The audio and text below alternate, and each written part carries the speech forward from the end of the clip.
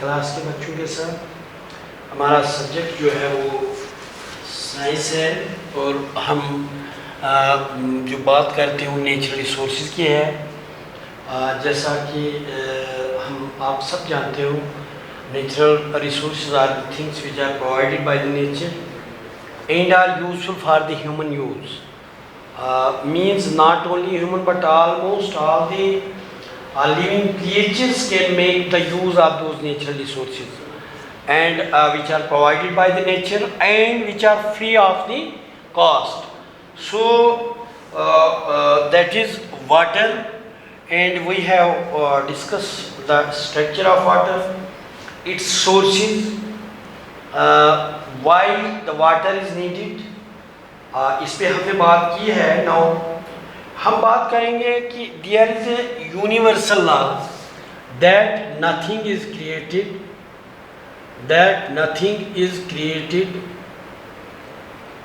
Nor destroyed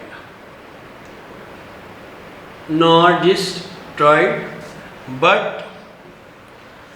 it can be changed from one form to another. This is a universal definition. इसको universal law बोला जाता है। Universal law it can be applicable to all the things or to all the areas, that nothing is created nor destroyed, but it can be changed from one form to another form. Suppose हमको if you are provided with a thing and you are asked to destroy that thing completely.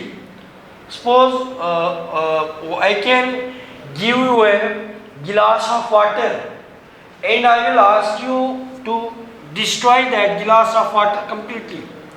Even if you are provided with a piece of paper and you are asked to destroy that, अगर हम बोला जाएगा आपको कि आप कोई paper लो, एक थोड़ा सा कोई टुकड़ा लो, एक पीस ऑफ चाक लो, एक स्टोन लो, एक डस्ट पार्टिकल लो, and you are asked to destroy that substance completely, means no one is able to do that. कोई भी आदमी ऐसा नहीं कर सकता है। Means so we can say that is universal law. हम उस पानी का गिलास जो है, suppose we heat up that, इसको ख़त्म करने के लिए सपोज हमको पानी का गिलास दिया गया and we are asked to destroy this glass. हम पियेंगे नहीं इसको, लेकिन हम इसको हीट अप करेंगे। We can give heat to this और पानी क्या हो जाएगा, ये उड़ेगा। एक तो ये होता है कि हम जब we are not fully aware of this regarding evaporation, तो sometimes what we say that कि इसमें पानी ख़त्म हो गया। तो पानी किधर गया? जब किसी भी चीज़ को हीट अप किया जाता है तो उसमें जो भी पानी जो है that evaporates on giving heat, the water evaporates, ये उड़ जाता है, आबी बुखारात में तब्दील हो जाता है। It will go in the atmosphere in the form of gas. First it was liquid, ये लिक्विड था, and once it was heated it can change up into gases. Gases में चला गया।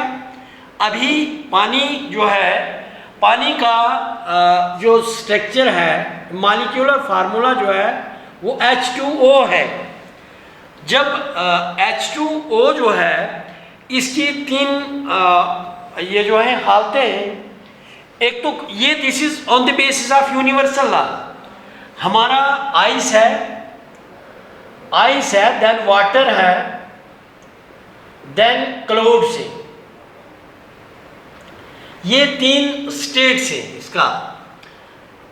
गैस मीन्स क्लाउड, गैसेस जो हैं वो clouds क्या हैं, आप ये बड़े बड़े बादल के टुकड़े जो है, these are the gases and once these gases, जो ये गैसेस हैं, ये बादल जो हैं वो गैसेस हैं, और जब ये गैसेस फुल ऑफ चार्ज बनते हैं, जब ये इनके चार्ज जो हैं बहुत ज़्यादा बढ़ जाते हैं और चार्जेस जो हैं अपोजिट चार्जेस एक दूसरे को खींचते हैं, ये खींचने से क्या बनता है कि वो एक एग्जिस्टेंस ऑफ वाटर मॉलिक्यूल बनता है, और जब ये आएगा तो फिर ये in the form of rain हमें नीचे आ जाता है। और once there is a precipitation and there is a formation of, या once the temperature is very low, बहुत नीचे हो जाता है, below 0 degree centigrade, and the hail stones are form, हमारे हेल स्टोन्स बनते हैं, या हमारे ये क्या बनती है बारिश।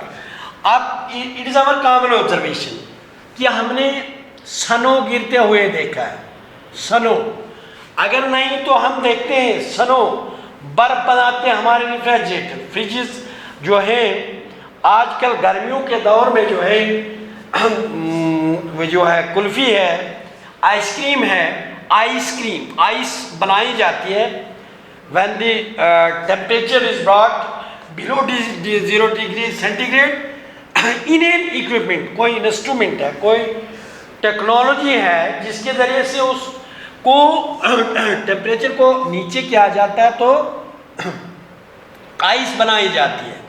Means it is on the basis of the temperature, on the basis of the temperature there is a process of water cycle.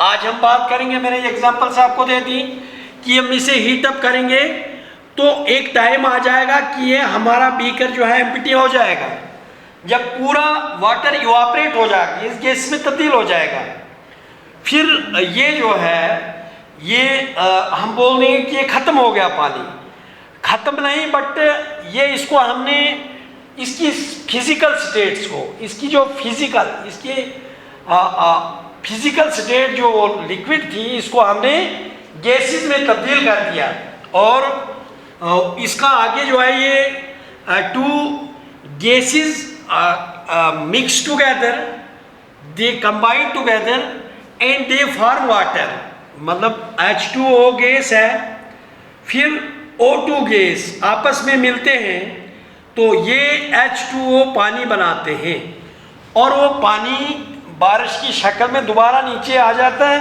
In the form of rain. और क्या हम और किसी एक्टिविटी से भी इसको कर सकते हैं, जैसे कल मैंने आपको बताया कि कोई भी पॉट है जिसमें कोई चीज़ खाना पक रहा है, इसके ऊपर से आप लिड, इसके ढक्कन को रख लीजिए, इस पतीले को, इस खाने को किसी ढक्कन से आप ढाँप दीजिए, कवर कीजिए लीड से, और फिर उस ढक्कन को आप ऊपर उठाएंगे तो you will notice that drops of water will come down to that lead.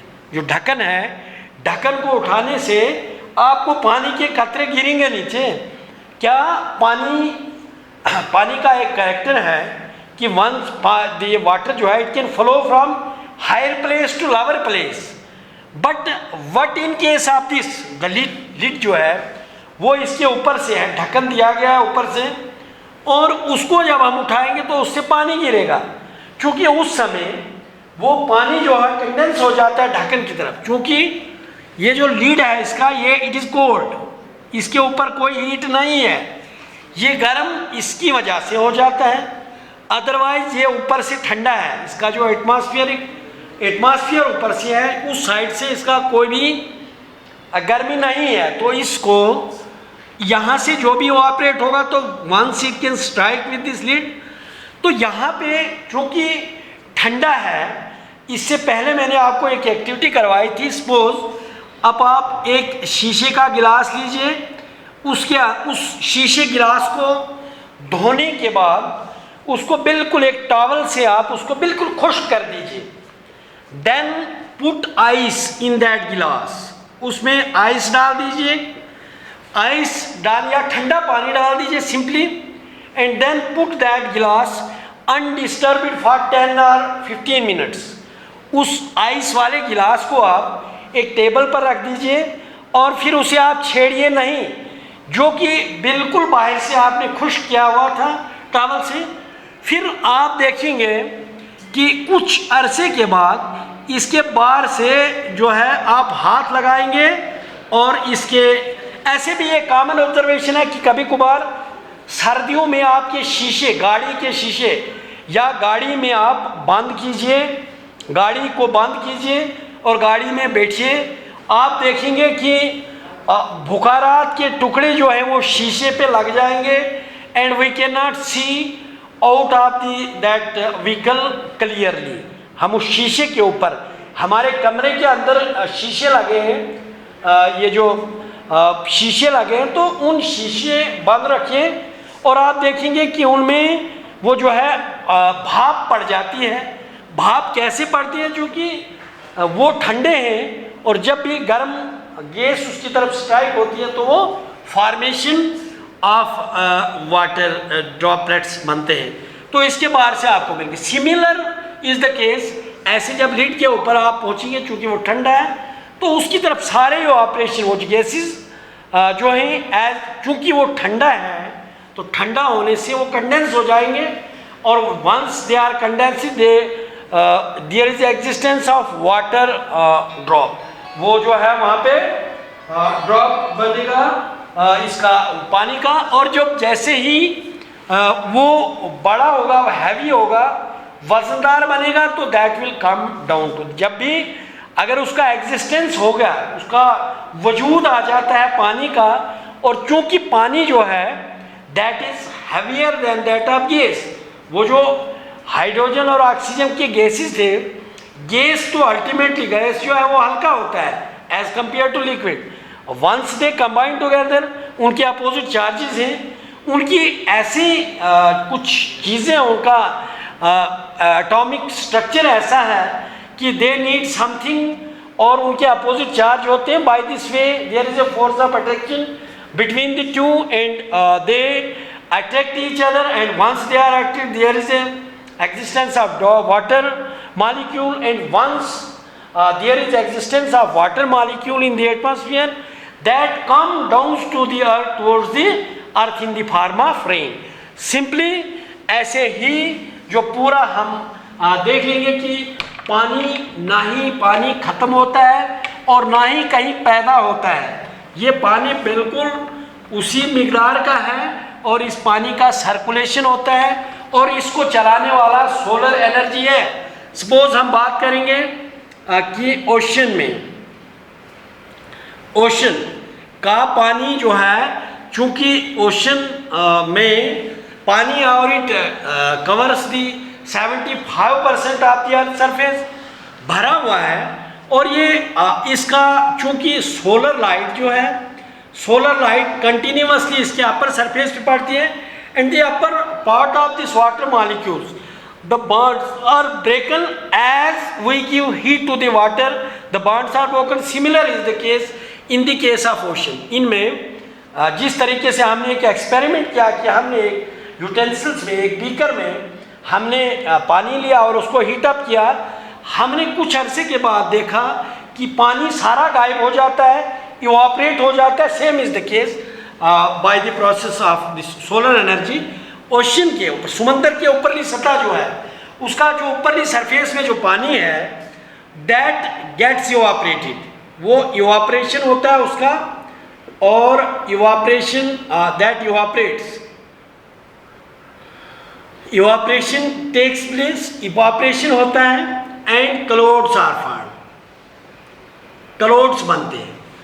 Clouds बनेंगे, टेम्परेचर डाउन होगा, थोड़ा सा टेम्परेचर कम होगा तो रेन, वो क्लाउड्स जो हैं, क्लाउड्स जब फुल ऑफ चार्ज बनेंगे it will come down in the form of rain. ये रेन की सूरत में आएगा, ये हेलस्टोन की सूरत में आएगा, हेलस्टोन की सूरत में आएगा, it comes down in the form of sun. It is ये बारिश, बर्फ होगी या बारिश गिरेगी या ओले पड़ेंगे, means it depends upon the temperature, कितना है, ठंडा ज़्यादा है, गर्म है, उसकी हम बात नहीं करते, मगर जनरली हम बात करेंगे कि ओशन, समंदर से जो है ड्यू टू द सनलाइट, हमने इस पर भी बात की कि 1/3 of this total sunlight contain the infrared rays which have a capacity to heat the objects on which they fall, because the big area of the oceans is exposed to the sunlight, and once the 1/3 light of the solar energy, which is infrared rays, and that infrared rays have a capacity to heat the objects as they fall on the upper surface of water. They have capacity that they will break bonds between the oxygen and hydrogen, and that upper surface, the water which is on the upper surface of the water, that may get evaporated, and in that evaporation, the water which is in the form of gas is evaporated above the surface of earth, and when the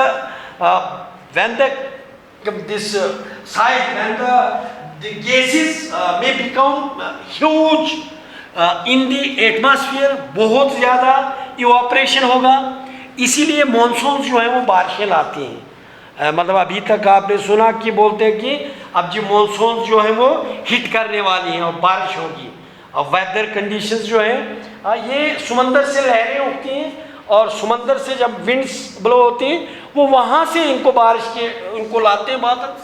और चूँकि ज़्यादातर ये जो है ये हवा का चलना जो है, मैंने आपको पहले बोला था कि हवा जो है वो that is non living thing, but it can move, and there is a logic behind the movement of the air which is a non living, and this air can move from one place to another.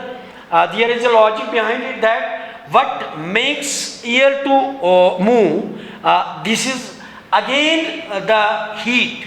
फिर heat जो है इसको movement करवाती है.